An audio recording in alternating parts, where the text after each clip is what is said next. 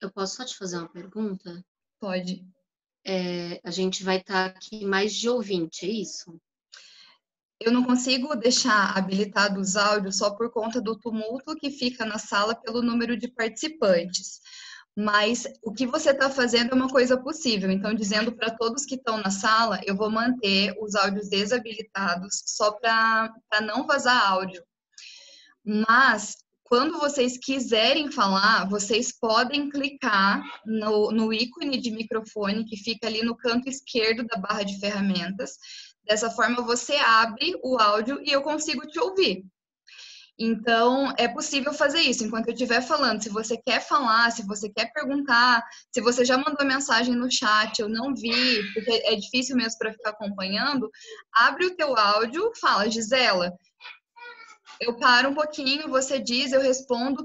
Aí, terminou de falar, só lembra de fechar o áudio de novo para não ficar vazando, porque para mim é difícil de ficar vendo as pessoas que estão com o áudio aberto para saber de onde que está vazando. Então, mas é possível sim a participação. Eu gosto bastante dessa interação, de que nós consigamos fazer uma troca mesmo, contribuir, perguntar. Então, fiquem à vontade de abrir quando precisarem falar, tá bom? Na verdade, assim, para saber se eu consigo ficar com meu filho por perto também. Mas aí eu Ah, deixo o áudio consegue, consegue. Deixa o desligado. áudio desligado e se precisar você abre para falar. Ok, obrigada. Nada. Tem o pessoal entrando ainda? Bom, pessoal, mas eu vou iniciando, então, até para vocês saberem qual que é o conteúdo de hoje, qual é o conteúdo do curso, embora eu tenha mandado nos grupos para discutirmos um pouquinho isso e vocês saberem o que esperar, né, dessas próximas semanas. Então, eu acredito que nem todos vocês me conheçam ou nos conheçam como Instituto Fluir. Vou me apresentar e apresentar um pouquinho o Instituto, dizer o motivo desse projeto, por que vocês estão aqui hoje e por que nós consideramos vocês parte de uma história que nós acreditamos que está em um caminho de mudança no país.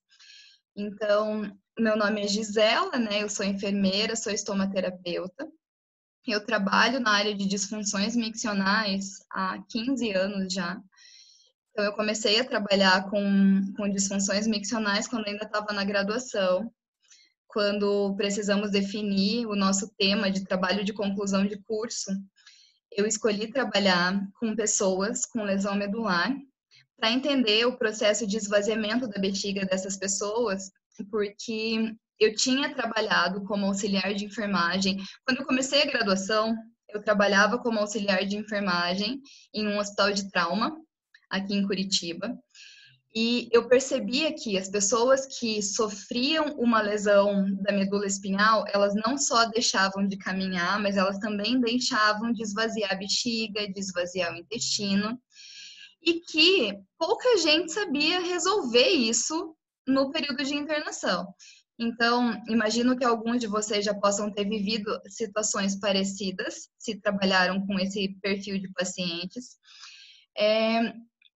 As pessoas focam muito em a pessoa sofreu a lesão medular, ela não anda mais, então o foco da vida é esperar pela reabilitação da locomoção. Pouca gente se dá conta que elas também deixam de urinar. E isso me intrigou muito como auxiliar de enfermagem, como técnica em enfermagem. Quando eu comecei a graduação, eu decidi que era isso que eu queria estudar.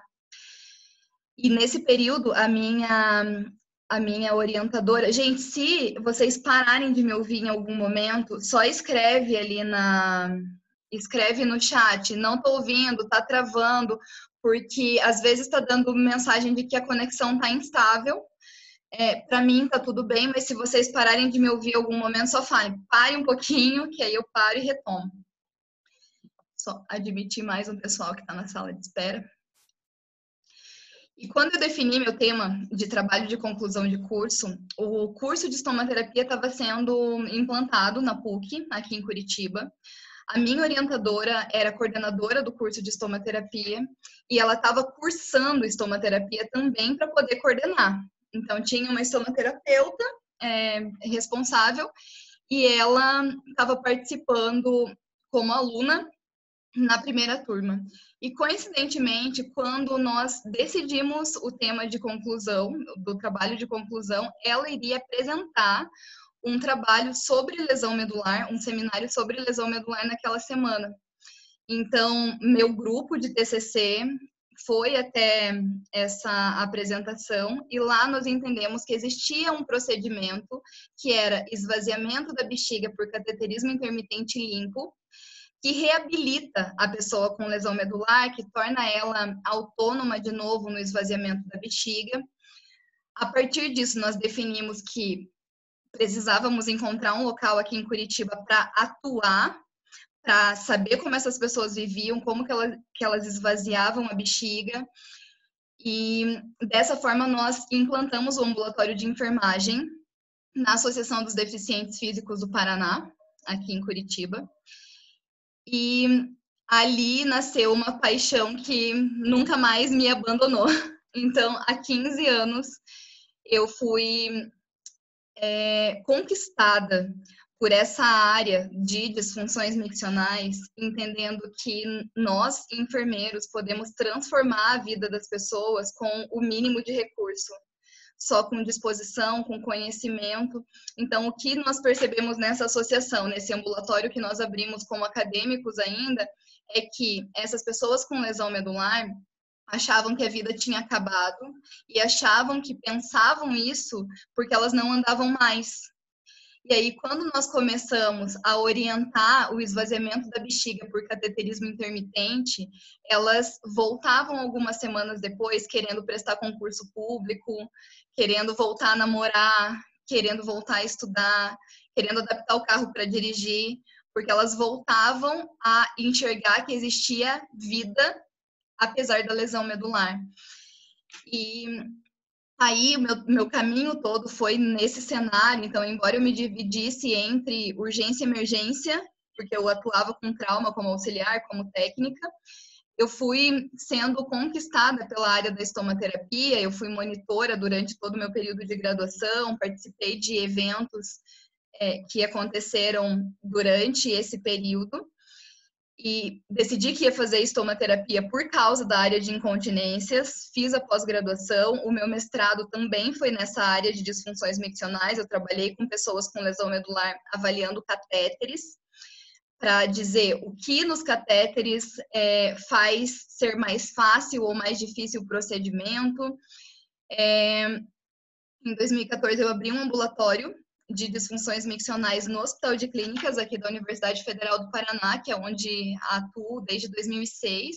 Então, em 2014, nós abrimos o ambulatório, inicialmente multiprofissional. Hoje nós temos um dia de avaliação multiprofissional da pessoa com disfunção miccional, e todos os outros dias eu atendo o meu ambulatório, que é um ambulatório de enfermagem, que é de tratamento da incontinência e da retenção urinária, e também de prolapso, disfunções sexuais. Meu doutorado é na área de disfunções miccionais, comecei a me aproximar da saúde pediátrica no doutorado, que é o tema de pesquisa da minha orientadora.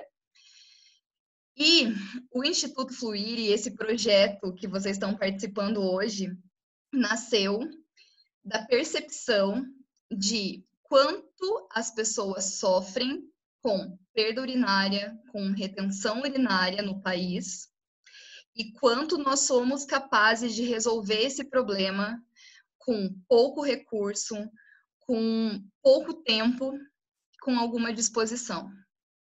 Isso ficou claro para mim ao longo da minha trajetória profissional, mas teve um dia especificamente que marcou muito e que determinou o início do projeto Fluir, que hoje é o Instituto, que foi uma paciente. Então, essa história que eu vou contar dessa paciente é a representação de centenas de pacientes que nós já demos alta no nosso ambulatório.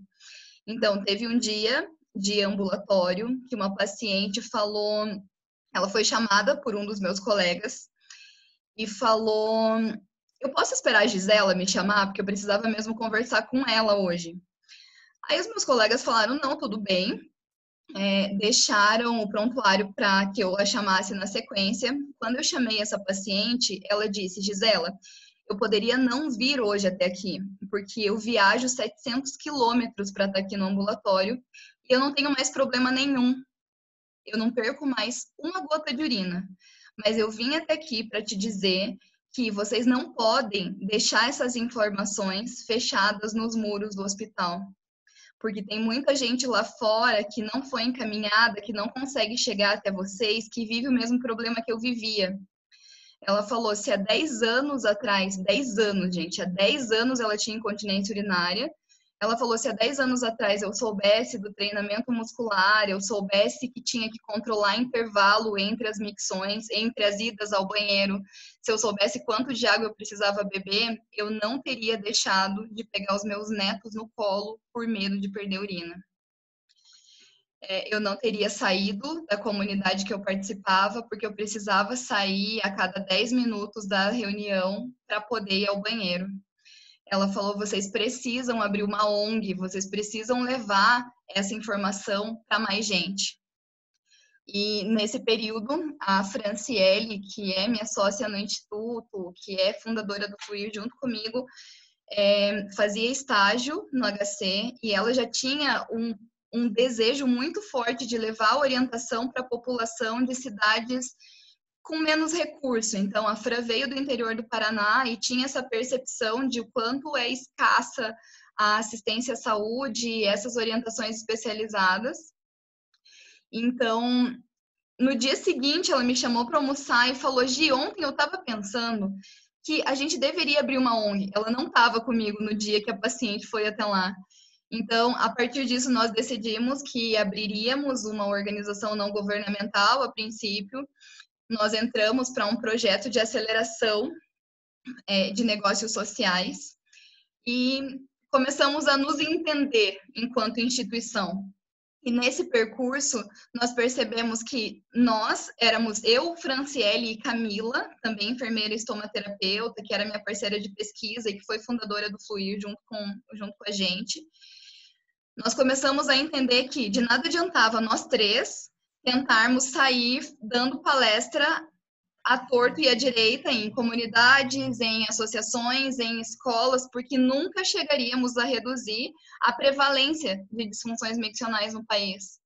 Que a estratégia precisava ser outra. E nessa estratégia nós entendemos que levar capacitação, levar orientação a enfermeiros, especialmente da atenção primária, era o que poderia transformar esse país. Então, eu vou abrir a apresentação para vocês. Vou tentar compartilhar minha tela aqui. Gi, Oi. eu acho que tem gente na sala de espera. Você consegue dar uma olhadinha? Consigo. Vocês estão vendo a tela?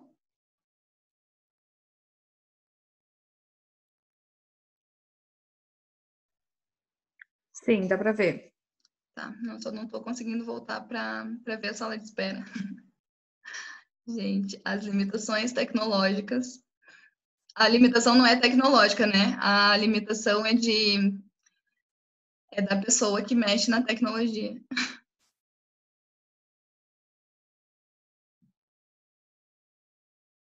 Vocês estão vendo a apresentação ou estão vendo toda a minha tela?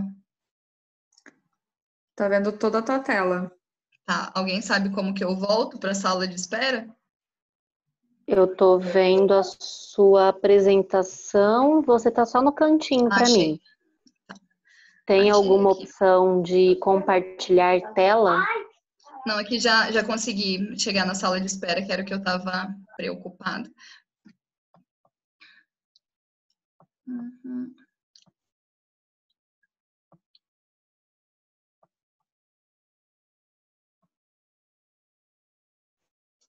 Ó, vocês estão vendo a apresentação em tela cheia e estão me vendo no canto? Isso. Tá bom. Então, contextualizando um pouquinho melhor, né? Já falei um pouco da nossa trajetória. Então, a Camila acabou saindo do instituto porque ela passou em um processo seletivo e ela vai embora para o Canadá. Hoje somos Franciele e eu, e temos a Adriele, que está na sala, que é enfermeira também.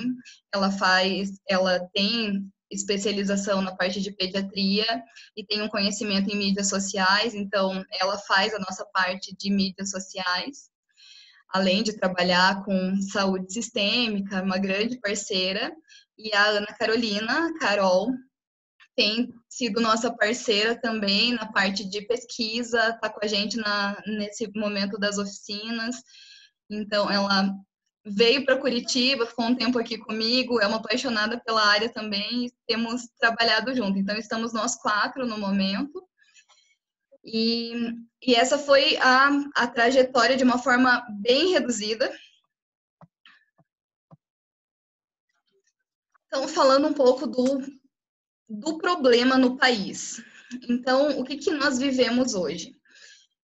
Estudos publicados no mundo inteiro mostram que a prevalência de incontinência urinária ou de disfunções miccionais, então qual é a diferença, né? Disfunção miccional é qualquer alteração do ciclo miccional.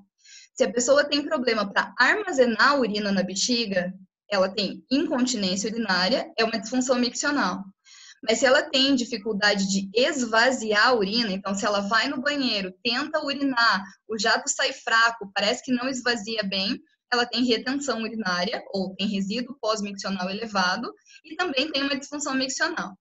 Então, existem estudos que avaliam só prevalência de incontinência, existem estudos que avaliam prevalência de disfunções miccionais, só para começarmos a nos familiarizar com esses conceitos.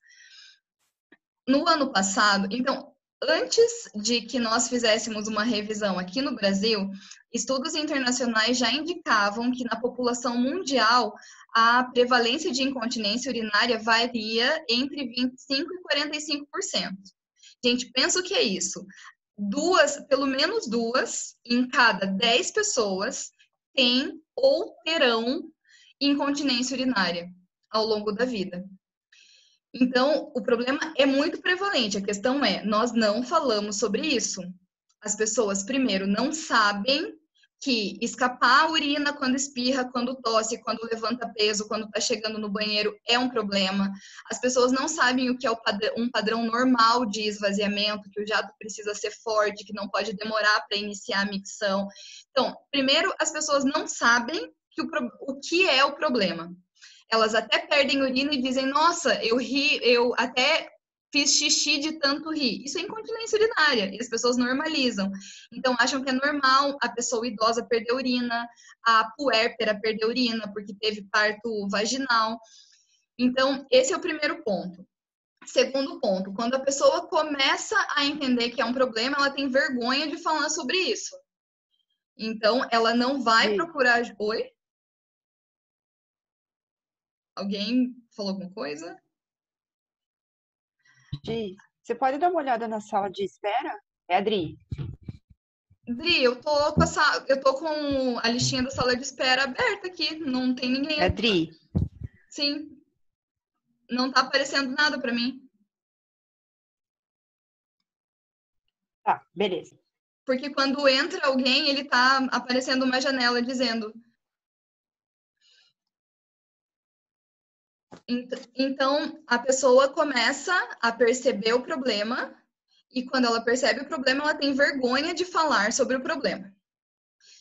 Quando ela consegue vencer a vergonha, ela vai procurar um profissional e se a pessoa, grande parte da população brasileira depende do SUS. Então, para onde ela vai? Para a unidade básica de saúde ou para a unidade que é a estratégia de saúde da família, mas ela vai para a atenção primária. O que é feito na atenção primária para resolver esse problema? Nada. Então, ela chega, o que ela vai receber de atendimento é um encaminhamento para um especialista. Então, ela vai para a fila do uro, ela vai para a fila do gineco, em alguns lugares para a fila da fisioterapeuta. Aí ela vai esperar meses para chegar no especialista, que muito provavelmente vai colocar ela em uma fila cirúrgica ou vai fazer tratamento medicamentoso, porque simplesmente não é disseminada a prática de medidas comportamentais, sendo que elas resolvem mais de 70% dos casos. Então, grande parte das pessoas que se submetem à cirurgia não precisariam da cirurgia. teria resolvido se tivesse encontrado um profissional que soubesse o que orientar de medidas comportamentais e treinamento muscular, que é o que a gente vai discutir ao longo dessa oficina. Então, para entender esse cenário no Brasil, nós fizemos no ano passado um levantamento de publicações brasileiras dos últimos 5 anos para perceber o que estava sendo feito para resolver o problema, qual era a prevalência no Brasil e quais eram as consequências dessa prevalência. Então, aqui tem alguns estudos que nos chamaram a atenção. Nós revisamos 104 estudos, 64 traziam taxas de prevalência, incidência, de ocorrência das disfunções miccionais. Aqui tem só alguns para vocês entenderem o problema no Brasil. Então, um estudo com 827 crianças e adolescentes demonstrou uma taxa de disfunção de trato urinário inferior de 38%. 4 em cada 10 crianças, vistas como saudáveis, tinham disfunção urinária.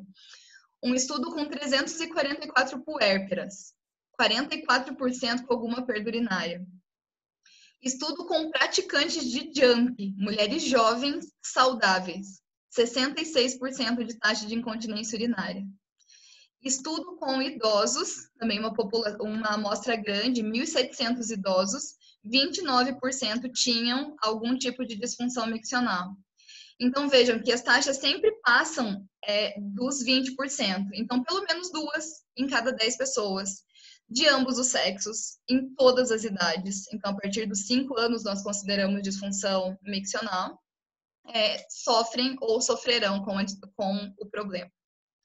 Deixa eu só colocar o computador na tomada aqui, que senão eu vou começar a ver vocês escuros.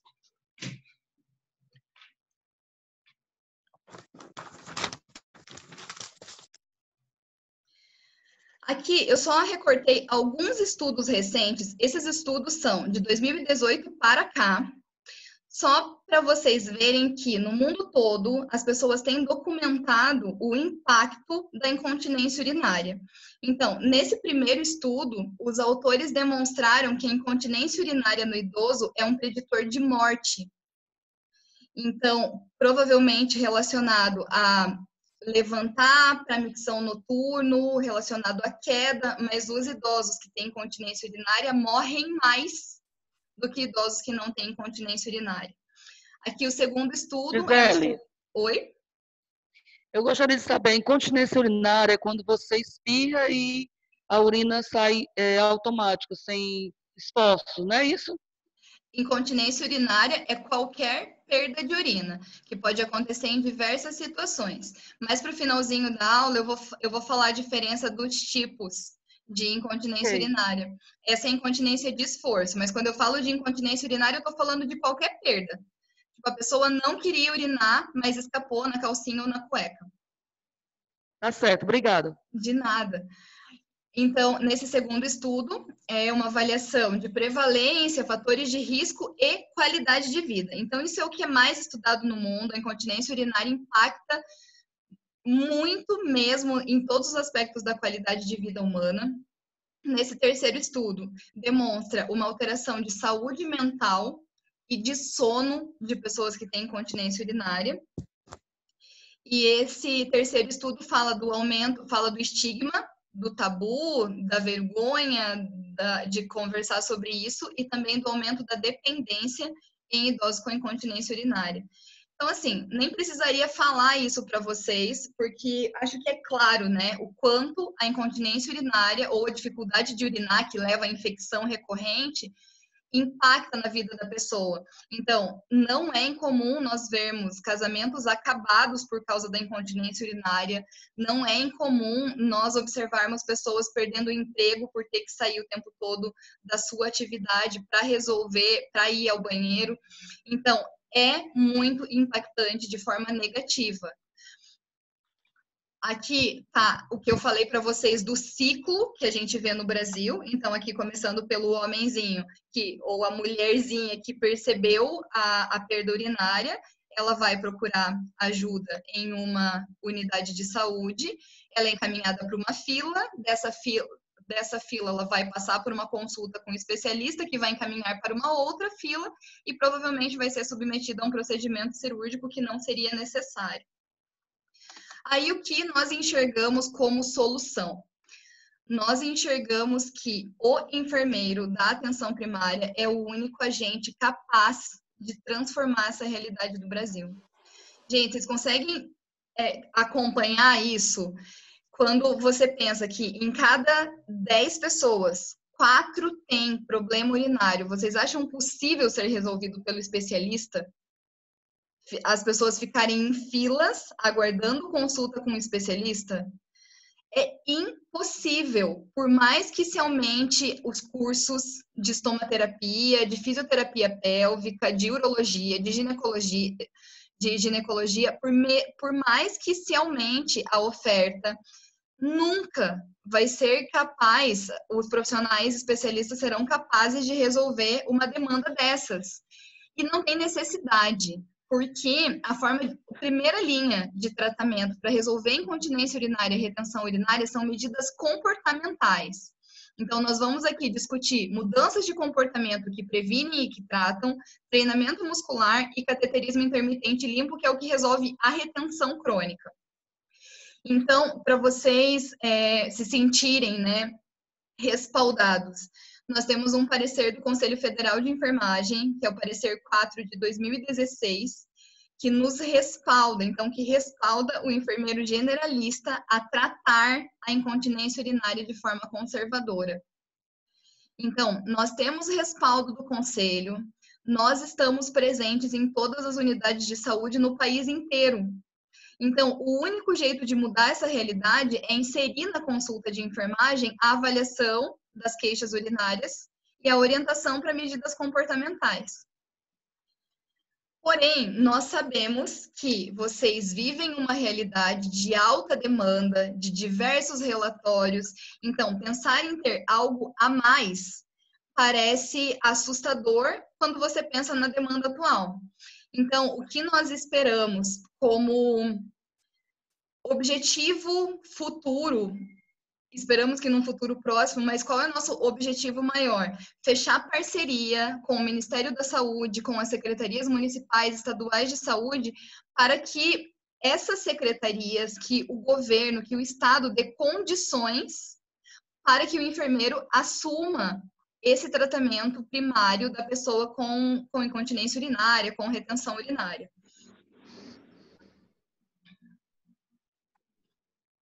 Então, qual que é a ideia desse projeto que vocês estão participando? Nós temos uma pesquisa, então, o Instituto Fluir tem uma pesquisa que faz parte também do meu doutorado, vinculado à Universidade de Brasília. Então, nós queremos entender... Pera, só um pouquinho, gente, que tem alguém na sala de espera. Então, nós queremos entender qual é a realidade que vocês vivem, se vocês acham possível atender essas pessoas na atenção primária e de que forma nós do Instituto poderíamos ajudar. Então, que tipo de apoio vocês precisariam para que fosse possível que esse atendimento fosse feito por vocês e por outros enfermeiros da atenção primária. Para isso, então, nós poderíamos simplesmente fazer uma coleta de dados com instrumentos distribuídos pelo país, mas o que nós entendemos? Que nós enfermeiros nem temos na formação esse conhecimento de atuação nas disfunções miccionais. Então, é muito difícil opinar sobre o que você não conhece. Então, nós pensamos em atuar de duas formas. Sim, nós precisamos que vocês contribuam dizendo o que vocês pensam do assunto. Eu só ver que tá vazando um áudio. Gente, só deem uma olhadinha se o áudio de vocês está fechado, só para não vazar, que eu não consigo ver todos vocês agora. Então, o que eu vou pedir para vocês? Hoje, ao final da aula, eu vou mandar um link para vocês preencherem esse instrumento. Deixa eu só dar uma olhadinha, que tá vazando, né?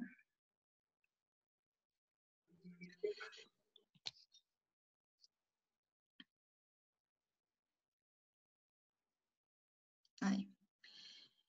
Então, hoje, ao final dessa aula, eu vou encaminhar para vocês um link de um formulário do Google. É só clicar no link, vocês vão abrir um termo de consentimento livre esclarecido, aceitando participar da pesquisa. Claro que ninguém é obrigado, a participação da oficina não está vinculada à obrigatoriedade de participação na pesquisa, mas eu gostaria muito que vocês contribuíssem, porque é dessa forma que nós conseguiremos contribuir também com essa realidade. Então, vocês aceitando o termo de consentimento, ele abre um questionário que vai perguntar sobre o teu perfil profissional e sobre a tua percepção a respeito da atuação do enfermeiro na atenção primária. Então, o que você acha é possível ou não, quais seriam as possibilidades, as dificuldades e o que você precisaria de apoio para conseguir atuar. Então, tem algumas opções, vocês vão perceber ali no link. E, ao final desse curso, então nós temos 10 a 15 participantes por estado. É impossível fazer um grupo de discussão com esse número de pessoas. Então nós faremos um sorteio de forma randômica, de forma aleatória, de 3 participantes por estado, para participar de mais um dia, que vai ser uma discussão para aprofundar essa questão apresentada no instrumento. Então, vocês preenchem as perguntas, nós vamos tabular essas perguntas e ver quais foram as sugestões, de que forma nós podemos ajudar. Então, nós discutiremos com mais 3 enfermeiros de cada estado, será gravada essa discussão, então todos poderão ter acesso depois, mas infelizmente nós não conseguimos abrir uma discussão para 60 pessoas, por isso que o grupo vai ser restrito e o sorteio vai ser aleatório. Se você foi sorteado e não quiser participar, não tem problema nenhum, a gente refaz o sorteio, convida outra pessoa, nada é obrigatório. Então, o que nós queremos é que vocês aproveitem esses 4 dias de formação ao máximo. Eu me coloco completamente à disposição para responder todas as dúvidas que vocês tiverem ao longo do processo e depois também. Se alguém de vocês não nos segue nas páginas do Instituto Fluir, no Instagram, no Facebook, no YouTube, é um bom canal de comunicação. Então, lá tem bastante conteúdo também, que dá para aprofundar o que nós já discutimos aqui. Nós temos um grupo no Telegram, que compartilhamos artigos. Então, façam parte dessa rede. Eu quero mesmo contar com vocês, nós queremos, né, contar com vocês nessa disseminação, nessa mudança de cenário.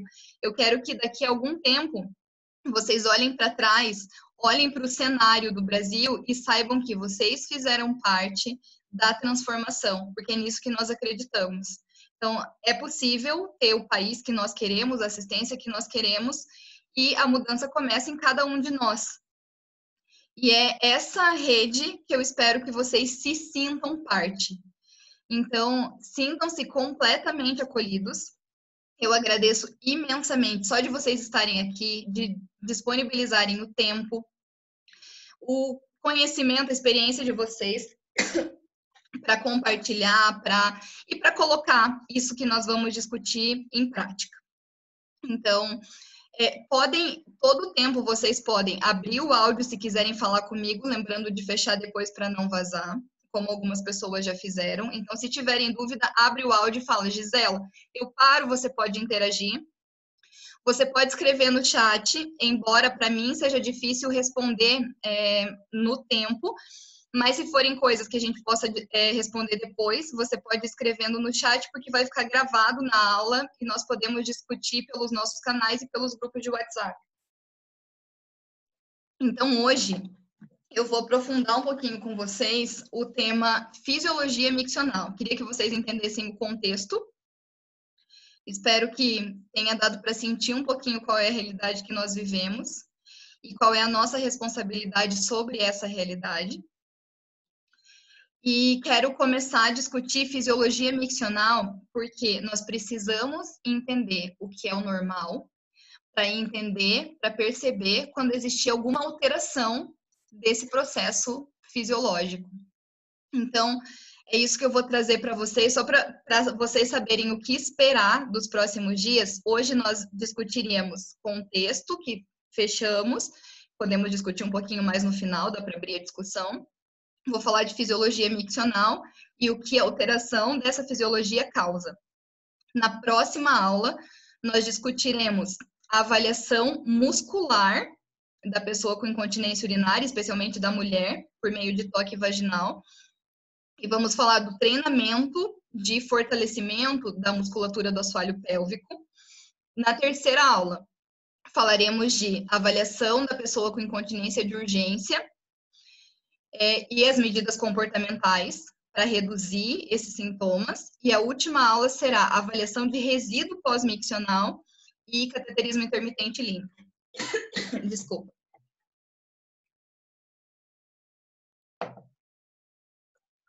Tá tudo bem, gente? Dando para acompanhar? Então, falando do processo miccional. Nós temos duas fases no processo miccional. O enchimento vesical e o esvaziamento vesical. Então, nós chamamos de vesical tudo que é relacionado à bexiga, né? Então, existe uma fase que a bexiga precisa encher, precisa armazenar a urina. Nessa fase, é esperado que não haja escape.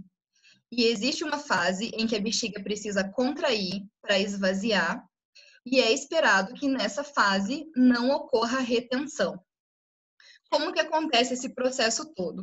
Nessa imagem, nós percebemos aqui 3 bexigas, mas é só para entender um pouco de inervação. Eu vou usar uma delas para discutir com vocês a fisiologia, a anatomia da bexiga em si, antes de chegar nessa parte de neurofisiologia. Então, aqui na bexiga, nós temos 2 partes principais. Oi. Para mim tá aparecendo aquela tela do parecer ainda, que tem uma senhorinha e uma enfermeira. Pessoal, só sinalizem para mim. Alguém abre o áudio e me diga se tá vendo a tela de neurofisiologia, se é o dela que travou. Eu tô vendo a tela de neurofisiologia. Tá, Cris, acho que travou a sua, então.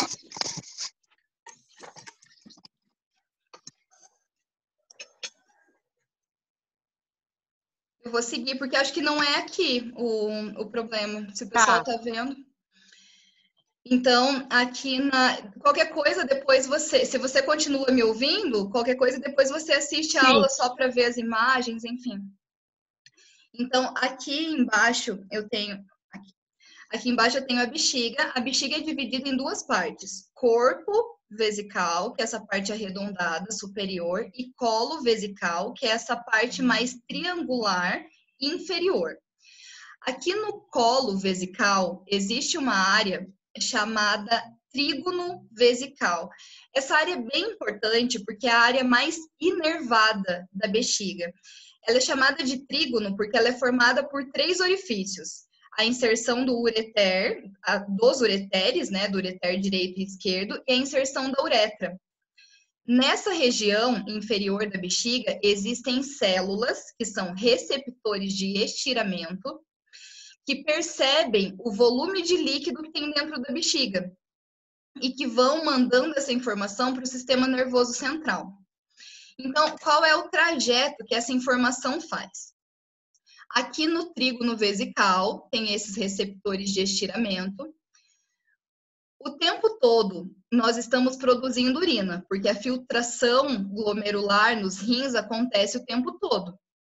Então, o sangue está passando o tempo todo pelos rins, os rins estão filtrando esse sangue e eliminando o excesso de líquido, ou eliminando o líquido que nem está em excesso, mas que precisa ser eliminado para diluir excesso de sódio, excesso de potássio. Então, a produção urinária é contínua. O transporte dessa urina dos rins para a bexiga também é contínuo, pelos 2 ureteres. Então, o tempo todo está chegando urina aqui. Esses receptores estão percebendo essa urina que está sendo armazenada. Através desses nervos aqui, que são os nervos hipogástricos, essa informação que estava aqui no trígono é levada para a medula espinhal. Essa informação sobe pela medula e vai chegar aqui no encéfalo, em uma área chamada centro pontino da micção. Não é importante isso, assim, é só para vocês verem o trajeto mesmo. Mas aqui na ponte existe esse centro da micção. Então, o tempo todo, ali na nossa ponte, nós estamos recebendo a informação de quanto tem de urina na bexiga. No momento que a nossa bexiga estiver na metade da capacidade dela, essa informação sai da ponte e vai para o córtex. Esse é o momento que você percebe que tem urina na bexiga e que você quer urinar. Então, quando a bexiga chega na metade da capacidade dela, é quando a informação chega e você tem duas opções. Ou você decide ir ao banheiro e esvaziar a bexiga, ou você decide continuar fazendo o que está fazendo, até que a sua... Deixa eu admitir aqui uma pessoa. Até que a sua rotina permita que você vá até o banheiro para esvaziar. Dependendo da tua decisão, uma ou outra coisa vai acontecer. Então, vejam que agora as duas bexiguinhas de baixo. Deu para entender essa parte, gente? Só sinaliza para mim. Se alguém tiver dúvida e quiser abrir o áudio, pode abrir, tá? Então, retomando. Produção da urina é contínua. Gente, eu não estou vendo o chat, tá? Eu estou vendo que tem mensagem. Se quiserem falar, abram o áudio mesmo, porque eu tenho medo de sair, não conseguir voltar para essa tela. Produção de urina é contínua. A urina é armazenada na bexiga, percebida aqui pelas células que ficam no trígono vesical. Essa informação é levada pelo nervo hipogástrico até a medula espinhal. Sobe essa informação até a ponte, que recebe o tempo todo a informação de quanto tem de urina lá dentro. Quando a bexiga estiver pelo menos na metade da capacidade dela, essa informação vai para o córtex, eu percebo, sinto vontade de urinar. E aí eu decido urinar ou continuar segurando. A metade da capacidade para a mulher é mais ou menos 150 ml, para o homem mais ou menos 250, porque a capacidade para a mulher é de 400, fisiológica, e do homem é 500. Claro que tem variação de acordo com o tamanho da pessoa, mas a mulher sente vontade de urinar quando tem mais ou menos 150 ml, o homem 200, 250. Se você decidir não ir ao banheiro naquele momento, a informação vai descer pela medula. A informação vai vir por esse nervo pudendo, que faz a contração da musculatura do assoalho pélvico. Então, voltando um pouquinho, para armazenar a urina, a tua bexiga precisa estar relaxada. Ela precisa estar solta, sem contrair, armazenando urina. Quando você quer urinar, a tua bexiga precisa contrair para que a urina saia. Ali embaixo, eu tenho a musculatura do assoalho pélvico. Então, quando eu preciso armazenar a urina, o assoalho pélvico tem que estar contraído para que não escape urina. No momento que você quer urinar, ele tem que relaxar para que a urina saia e não tenha retenção.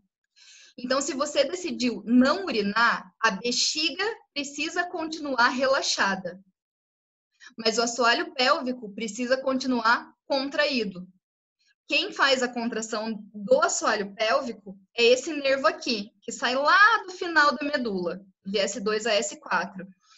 O nervo pudendo, que mantém o assoalho pélvico contraído. Então, se você decidiu não urinar, o teu córtex vai mandar uma mensagem dizendo para o pudendo, continua trabalhando. O assoalho pélvico precisa continuar contraído.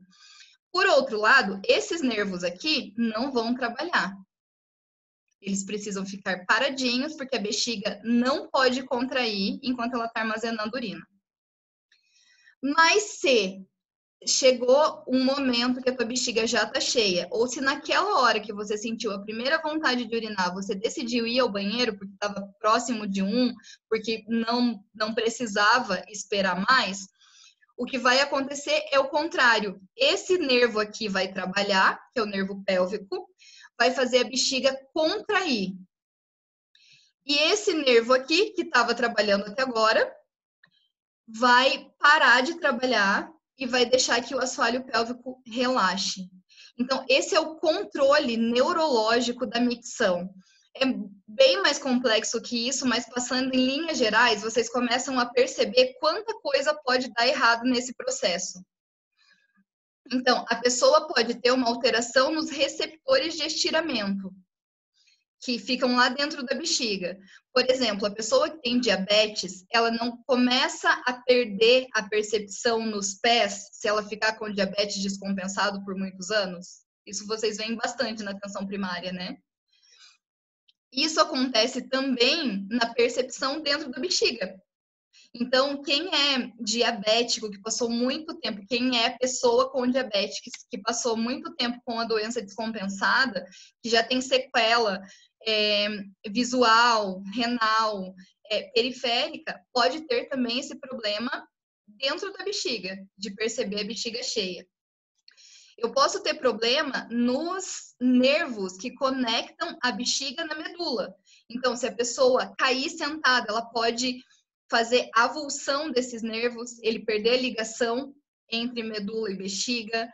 Durante uma cirurgia, por exemplo, de endometriose, a endometriose pode infiltrar o nervo pélvico, o nervo pudendo, e esses nervos perderem função.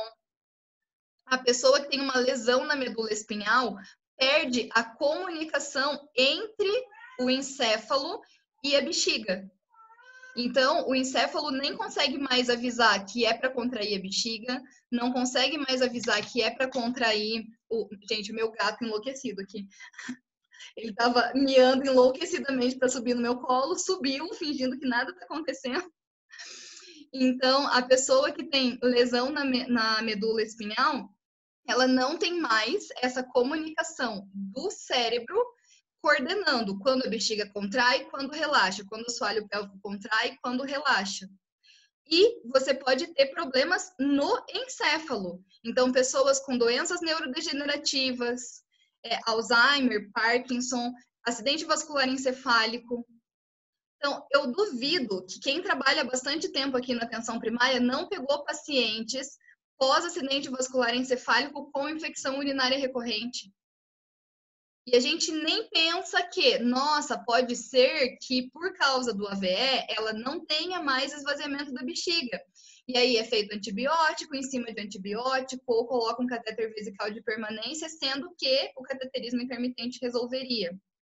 Então, olha quantos pacientes podem viver o problema por diversos motivos. Então, isso só falando do caminho que a comunicação faz. Mas nós temos também o assoalho pélvico, que faz parte desse processo. Então, além de ter toda essa comunicação neurológica, eu preciso que essa musculatura do assoalho pélvico esteja saudável, que ela consiga relaxar na hora de esvaziar a bexiga, que ela consiga contrair na hora de armazenar a urina. Então, aqui nós temos uma mulher, né, em corte lateral, e o posicionamento do assoalho pélvico. Então, o assoalho pélvico é um grupo de músculos e fáscias que sustentam os órgãos pélvicos nos seus devidos lugares e que mantêm os orifícios pélvicos fechados, que no caso da mulher é uretra, vagina e ânus, e no caso do homem, uretra e ânus. Então, vocês percebam que ele forma uma redezinha mesmo, onde a bexiga está apoiada, o útero está apoiado e o reto está apoiado. Ele fecha a uretra, fecha a vagina, fecha o ânus. Então, se eu tenho problema nessa musculatura de estar muito relaxada, eu posso ter flacidez vaginal, perda fecal, perda urinária. Se eu tenho essa musculatura muito contraída, muito tensa, eu posso ter retenção urinária, dor na relação sexual e constipação intestinal. Então, vejam, a bexiga tem que contrair quando precisa, tem que relaxar quando precisa. O assoalho pélvico tem que contrair quando precisa, tem que relaxar quando precisa. Aqui são todas as possíveis alterações. Então, nós percebemos que preciso de trabalho da bexiga, trabalho do assoalho pélvico. Bexiga contrai, assoalho pélvico relaxa. Bexiga relaxa, assoalho pélvico contrai. É assim que eles precisam trabalhar o tempo todo. Muitas coisas podem alterar esse processo, e essas são todas as variações. A bexiga pode estar normal, muito ativa ou muito relaxada. O assoalho pélvico pode estar normal, muito ativo ou muito relaxado. Então, eu posso ter uma mistura de bexiga hiperativa, assoalho pélvico hiperativo. Eu posso ter bexiga hiperativa, assoalho pélvico hipoativo. Então, são todas essas combinações. Vou dar um exemplo de manifestações clínicas. Se a bexiga está hiperativa, ela fica contraindo quando ela deveria estar relaxada. Então, a pessoa sente urgência urinária, sente vontade de ir ao banheiro o tempo todo e pode perder urina porque a bexiga pode contrair com muita força. Se o assoalho pélvico dela está hiperativo também, ela tem ali embaixo bem fechado, o que pode evitar que a perda urinária seja muito grande. Porém, quando ela tenta urinar, ela não consegue urinar tudo. Então, é uma pessoa que vai ter tanto perda de urina, porque a bexiga está contraindo fora de hora, quanto vai ter retenção, porque embora ela perca um pouco, o assoalho pélvico não relaxa, não sai tudo. Vocês percebem como é complexo? Na lesão medular isso acontece na maioria das vezes. Lesões em cervical e torácica normalmente tem esse perfil. A bexiga contrai muito, perde urina, mas quando precisa esvaziar, não esvazia. Então, precisa de cateterismo e precisa de medicamento para controlar essas contrações da bexiga. Vou dar um outro exemplo aqui. Se a bexiga está hiperativa, então ela está lá, contraindo fora de hora, quando deveria armazenar.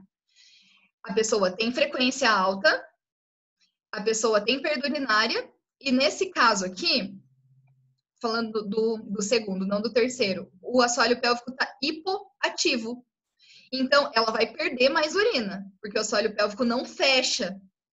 Então, ela perde toda vez que a bexiga contrai. E ela não faz retenção, porque quando ela vai no banheiro, olha aqui, a bexiga consegue contrair, ela está hiperativa. E o assoalho pélvico está muito relaxado, ele nem consegue segurar quando precisaria segurar. Entende? Então, é nesse cenário que a gente vai transitar nessas próximas aulas, com esse raciocínio.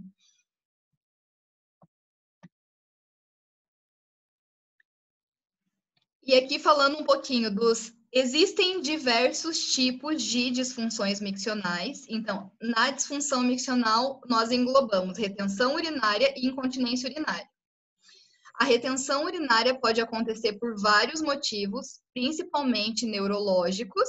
Então, alguma coisa aconteceu naquele trajeto da comunicação, que a comunicação não está efetiva entre sistema nervoso e trato urinário inferior. Ou um outro motivo para retenção é obstrução. Lembram lá, o assoalho pélvico precisa relaxar para a urina sair.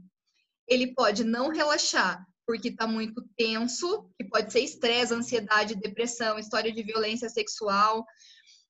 Ou a próstata pode estar aumentada.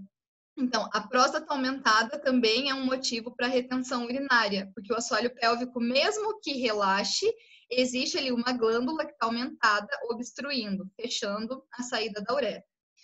E quando eu falo de incontinência urinária, existe uma classificação de, por exemplo, incontinência urinária no coito, na relação sexual, incontinência urinária no orgasmo, enurese, que é urinar durante o sono. Mas, basicamente, nós trabalhamos com dois tipos principais, que são o que nós abordaremos na oficina. A incontinência urinária de esforço. Então, incontinência urinária é toda a perda de urina. Incontinência urinária de esforço é a perda de urina que acontece quando a pessoa aumenta a pressão abdominal. Então, pode ser quando ela tosse, quando ela espirra, quando ela gargalha, quando ela levanta um peso, quando ela faz uma atividade física. Algumas pessoas, em casos mais graves, até levantar da cadeira, levantar do sofá, levantar da cama pode ser um esforço suficiente para levar à perda. Então, isso é incontinência urinária de esforço. E existe a incontinência urinária de urgência. A incontinência urinária de urgência é aquela que é precedida por um desejo súbito de urinar. Então, a pessoa sentiu vontade de urinar forte e escapou urina. Então, é aquela pessoa que diz que quando a bexiga está cheia não consegue chegar até o banheiro. É a pessoa que tem frequência urinária alta, ela precisa ir ao banheiro a cada 15 minutos, a cada meia hora. Então, essa é a incontinência urinária de urgência. Basicamente, existem exceções, nós falaremos, vamos discutir alguns casos, tudo isso vai ficar mais claro. Mas, basicamente, a incontinência de esforço acontece porque a musculatura do assoalho pélvico não está boa. Então, ela ou está muito tensa ou está flácida. ela não está conseguindo contrair com uma pressão suficiente para suportar o aumento da pressão abdominal. Então, o tratamento acaba sendo, basicamente, treinamento muscular do assoalho pélvico. Nós vamos falar aqui de um protocolo de treinamento. Então, o problema na incontinência de esforço está mais localizado na musculatura, no assoalho pélvico. Na incontinência urinária de urgência, o problema está mais relacionado à bexiga. Então, a bexiga está muito sensível, a bexiga está muito ativa. Então, ou lá no trígono vesical, lá no trígono, tem uma percepção muito alta de que existe urina para ser esvaziada, ou a bexiga está contraindo mesmo fora de hora. Então, ela está fazendo contração na fase que ela deveria estar relaxada. Nesse caso, o tratamento é descobrir o que está deixando a bexiga sensível ou a bexiga ativa e tirar esses problemas, que pode ser baixa ingestão de água, por exemplo, porque aí a urina fica muito concentrada. Pode ser ingestão excessiva de cafeína, pode ser infecção urinária, pode ser tensão da musculatura, tudo isso nós vamos falar. Mas então, na incontinência de urgência, a gente precisa descobrir a causa para tirar a causa, para tirar o fator de risco com as medidas comportamentais. E na retenção urinária, enquanto a pessoa retém, o melhor tratamento é o cateterismo intermitente limpo. Nesse período, se ela retém por tensão muscular, por exemplo, você pode ir trabalhando o relaxamento da musculatura para ver se ela volta a urinar bem sem o cateterismo. Mas no período que está retendo, o cateterismo é o método de escolha. Então, é sobre isso que nós vamos falar nas próximas 3 aulas. Deixa eu fechar aqui, ó. Gente, aqui são só as nossas redes e páginas, que é uma boa forma de comunicação, que vocês podem, inclusive, nos ajudar a divulgar, né? Porque nós tanto falamos com enfermeiros, para que os enfermeiros saibam como investigar e como tratar, como falamos com a população. Então, tem conteúdos que são de conhecimento geral, que é para as pessoas saberem como prevenir, como tratar.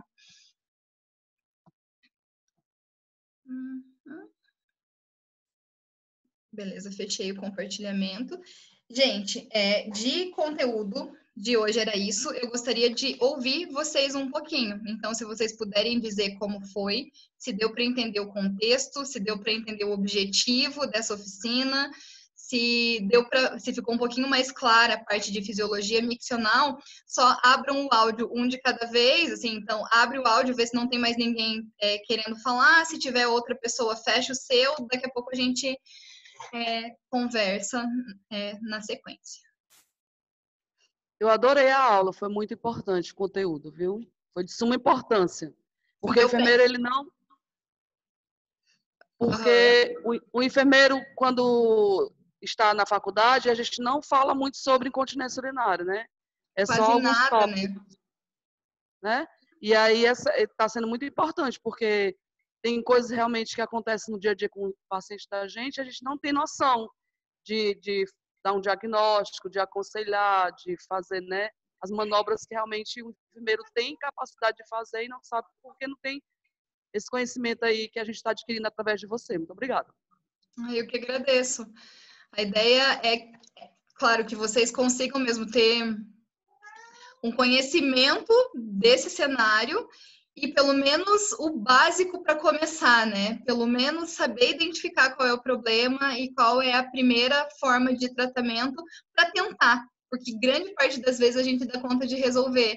Então, dessa forma, nós conseguiríamos reduzir, inclusive, as filas para especialistas, né? Se você consegue resolver o que é da atenção primária, as filas diminuem, os pacientes são atendidos com maior velocidade, com maior efetividade. Enfim, obrigada. Eu achei ótimo. Uhum. Eu achei ótimo porque eu acho que trouxe um pouquinho mais de segurança, né? Assim, essa tua fala inicial, assim, né? Traz um pouco de segurança, sabendo que é possível a gente tratar de uma forma, como tu falou, simples, acessível, né? Essa demanda que é muito comum, né? Na atenção primária. Principalmente eu vejo bastante mulheres, né? principalmente após parto também relatam isso. E realmente, eu fazem só 12 anos, né, que eu tô na enfermagem. 13 anos. E eu nunca trabalhei, assim, com esse foco com alguma paciente, assim, em relação à recuperação, né, dessa situação. Então, eu tô bem feliz, assim. E fiquei pensando, depois, claro, tu vai falar sobre as consultas, né, encaminhamentos, mas eu queria ver a questão de trabalhar com grupos, né? Eu fiquei pensando que às vezes a gente podia fazer um grupo na unidade, né, para trabalhar com esse assunto, né? E depois fazer consultas individuais, mas eu tô bem feliz. Muito obrigada. Sim, imagina, eu que agradeço. Só falando dessa questão de grupo, eu faço grupos com os meus pacientes da fila. Então, eu tenho uma fila de espera hoje de mais ou menos 600 pacientes. É desesperador. Por isso que eu digo, a gente precisa fazer algo na atenção primária, porque é impossível. Assim, a fila de espera para o meu ambulatório é de 1 ano e meio, mais ou menos. Sendo que em 3, 4 meses eles já estariam com o problema resolvido. Então, o que eu faço é, uma vez por mês, eu chamo 100 pacientes da fila, 50 de manhã e 50 à tarde, que é a capacidade do auditório que nós temos aqui. E aí eu falo das medidas comportamentais, assim, eu falo de quais são as formas de prevenir infecção urinária, questão de ingestão de água, ensino treinamento muscular em grupo mesmo. Vai ter aqueles que não vão entender e que não vão fazer? Vai. Mas os que entenderem e seguirem podem chegar para a primeira consulta com o problema resolvido. E é isso que a gente tem visto. Às vezes, quando chega o momento da consulta individual, a pessoa já está com o problema resolvido, por ter seguido as orientações do grupo. Não tem como não ficar apaixonado, né? A Carolzinha foi pega pela paixão das disfunções miccionais. Eu trabalho numa clínica urológica, né? Eu faço estudo urodinâmico, para quem não sabe. E eu conheci a Gisela e eu tive também esse encanto. Eu trabalhei 11 meses na atenção básica e eu vejo o quão é importante nós estarmos atuando na área. Não é muito desbravado, né? Essa parte de incontinência. Quantos pacientes a gente já pegou em pós-operatório e a gente não sabe o que fazer, o paciente está retendo urina e a gente também não relata essas situações de conflitos, né, sociais que tem, que as pessoas acabam se privando. E a atenção básica, a gente está em contato direto com o paciente, a gente estabelece esse vínculo, né, nas consultas de preventivo e é total a nossa área para estar ali abordando os pacientes, né, Gi? Totalmente mesmo. É muito do enfermeiro. Gente, sem modéstia, né? Nós somos os melhores profissionais para fazer orientação em saúde. Nós somos os melhores mesmo, assim. Claro que tem profissionais bons para dar orientação em todas as profissões, mas assim, o enfermeiro é intrinsecamente educador. Então, nós temos a ferramenta nas mãos, a nossa formação nos favorece para educação em saúde, e a educação em saúde resolve 70% dos casos de incontinência urinária. Então, eu acho que o caminho é esse. Espero que vocês descubram isso junto com a gente, que esse é o caminho mesmo de mudar esse cenário que é desesperador, assim. Agora, vocês vão acender um pouco o alerta para o tema, né? E vocês vão perceber a quantidade de gente que vive o problema e o quanto o problema impacta a vida delas. Então, dá vontade mesmo de compartilhar cada vez com mais pessoas e mostrar que é tão simples, que às vezes na consulta que você já faz, quantos de vocês coletam preventivo, por exemplo? Você pode usar o momento da coleta do preventivo para fazer um toque vaginal, avaliar a musculatura e já ensinar um treinamento muscular que pode prevenir incontinência urinária para quem não tem e pode resolver para quem tem. Então, eu espero que vocês se apaixonem mesmo cada dia mais e se tornem multiplicadores dessa missão toda aí, né? Mas alguém quer falar, gente? A gente já tá com 1h10, né? Combinei com vocês que faria 1 hora de aula, hoje a gente atrasou um pouquinho o início. Gisela. Fale. Oi.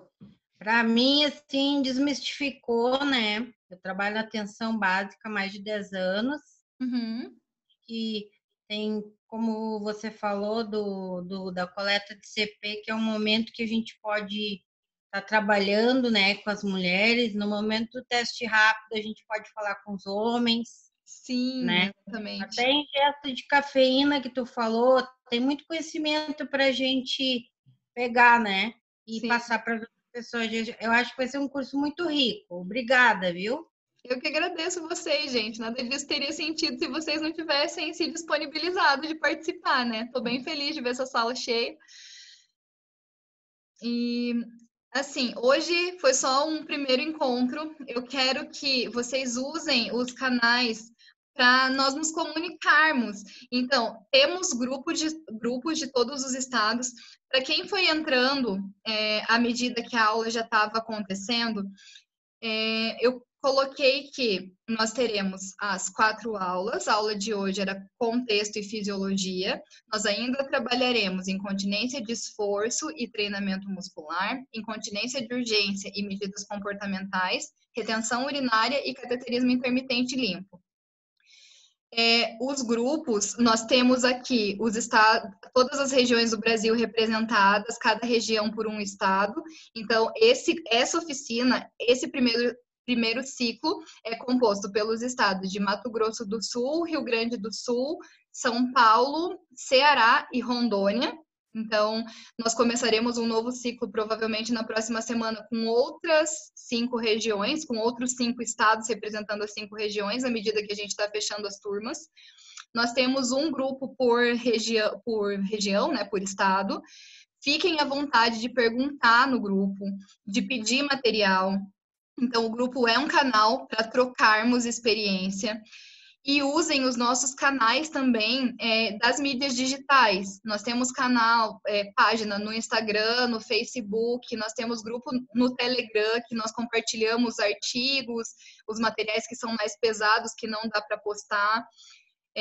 Dá para entrar pelo grupo do Telegram, clicando no link que está no Instagram. Nós temos página no YouTube, as nossas lives que aconteceram no mês passado estão salvas na página do YouTube. Então, se vocês tiverem interesse e quiserem aprofundar, entrem lá nas nossas páginas, perguntem, compartilhem, tem bastante conteúdo mesmo. Faz 1 ano que a gente está com as páginas ativas, então já postamos várias das coisas que nós vamos compartilhar nesses dias.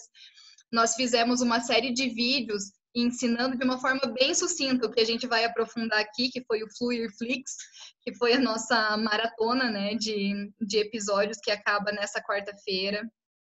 Inclusive, quarta-feira a gente vai lançar um projeto novo, que nós discutiremos ele, né, apresentaremos no vídeo do Fluirflix. Então, usem as páginas, compartilhem as páginas, que vocês também ajudem a disseminar para a população e para outros colegas. E antes de encerrar, eu queria fazer uma foto. Vocês estão em 2 páginas para mim, então vou fazer elas em 2 vezes. Vou pedir para quem puder abrir o vídeo. Gisela. Oi? Eu tenho uma dúvida só sobre o material. Você vai disponibilizar no grupo, no e-mail, como é que seriam os slides? Eu posso mandar os slides no grupo de WhatsApp mesmo. Pronto, seria ótimo. E vamos mandar também o link para acessar pelo YouTube a aula. Então, a aula vai ficar gravada. Se quiserem revisar, vocês podem entrar depois. Vai ser de acesso só para vocês, só para o grupo mesmo. E eu mando os slides, então, embora não tenha tanto conteúdo no slide, né? Mas eu compartilho ele no grupo, sim. Tá bom? Ok. Então, vamos lá. Gente, eu vou fazer a foto 2 vezes. Como você não sabe se está aparecendo na primeira ou na segunda, para mim, pode sorrir nas 2. Então, vamos lá. X. Foi a primeira. Dri, faz aí também, porque a minha habilidade tecnológica não é das melhores, então pode ser que eu perca as fotos. Ainda bem que a gente tem apoio, né? Vou fazer a segunda. Vamos lá. Registrado. Gente, registrem também, postem nas páginas de vocês, estimulem o pessoal a seguir. a compartilhar, enfim, vamos fazer esse Brasil todo mudar esse cenário, porque Eu nós acho que temos não o saiu a poder. minha foto, Gisele. Oi? Eu acho que não saiu a minha foto. Tá, quer de volta? Vai lá, Dri, você tira? Mais uma, gente.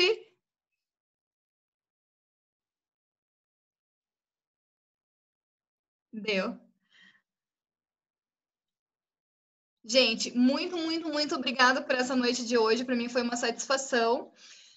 Eu vou mandar para vocês o link para preencher o instrumento da coleta de dados. Então, quem não ouviu, o nosso maior objetivo é entender o que vocês acham de o enfermeiro da atenção primária fazer essa avaliação da pessoa com disfunção miccional, indicar o tratamento, e nós queremos saber qual é a realidade de vocês, quais são as possibilidades, as dificuldades e de que forma o Instituto pode ajudar vocês. Vocês vão ver que tem várias opções lá. Então, gente, ninguém é obrigado a participar, logicamente, é uma pesquisa, então tem termo de consentimento, se você não quiser, tá ok, a gente não pode fazer nada, você não perde o direito de participar da oficina por isso, porque são objetivos diferentes, mas se puderem ajudar, vai nos ajudar a construir uma forma de mudar essa realidade, de chegar até as secretarias, o Ministério da Saúde, enfim, de realmente propor algo que seja possível de ser aplicado. Então, eu vou mandar o link em todos os grupos. Quando você clica no link, você já é direcionado para o termo de consentimento. Aceitando o termo de consentimento, você é direcionado para as perguntas. É bem tranquilo de responder, você não deve levar mais de 15 minutos. Se puderem responder hoje para não esquecerem, ou no máximo até amanhã, super agradeço. E para quem não ouviu também, no final das 4 semanas, nós sortearemos 3 pessoas por estado para aprofundar com a gente a discussão. Isso é só porque é impossível fazer um grupo focal, coletar dados qualitativos com 60 pessoas. Então, nós sortearemos de forma aleatória 3 participantes por estado. Claro que se você for sorteado e não quiser, é só dizer, a gente sorteia outra pessoa. Nós disponibilizaremos a gravação dessa discussão também, para quem não participou poder assistir. É só para aprofundar as perguntas do instrumento, para ter uma coleta qualitativa também, para entender, para discutir mais a fundo. É basicamente isso. Estamos à disposição. Driele, Carol, obrigada pelo apoio de sempre. Nós todas estamos à disposição. Então, fiquem à vontade, o grupo é um canal de comunicação, certo, gente? Nos vemos novamente no mesmo horário na semana que vem. Beijos, boa noite.